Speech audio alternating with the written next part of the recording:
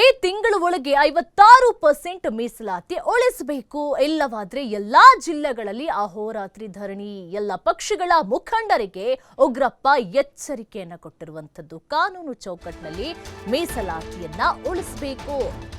BJP, Congress, ಜೆಡಿಎಸ್ಗೆ ಮನವಿಯನ್ನ ಮಾಡ್ತೇವೆ.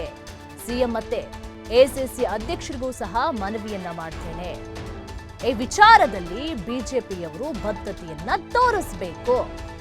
ನಮ್ಮನ್ನ ಪರೀಕ್ಷೆ ಮಾಡಲು ಹೋಗಬೇಡಿ. ಬೆಂಗಳೂರಿನಲ್ಲಿ ಮಾಜಿ ಸಂಸದ ಉಗ್ರಪ್ಪ ಎಚ್ಚರಿಕೆಯನ್ನ ಕೊಟ್ಟಿರುವಂತದ್ದು. ಬಿಜೆಪಿಯವರು ಬದ್ಧತೆಯನ್ನ ತೋರಿಸಬೇಕು, ನಮ್ಮನ್ನ ಪರೀಕ್ಷೆ ಮಾಡಲು ಹೋಗಬೇಡಿ ಅಂತ ಮಾತನ್ನ ಹೇಳಿರುವಂತದ್ದು. ಸಿಎಂ ಮತ್ತೆ ಎಸಿಸಿ ಅಧ್ಯಕ್ಷರಿಗೂ ಸಹ ನಾನು ಮನವಿಯನ್ನ ಮಾಡ್ತೇನೆ ಎನ್ನುವ ಮಾತನ್ನ ಸಹ ಹೇಳಿದ್ದಾರೆ.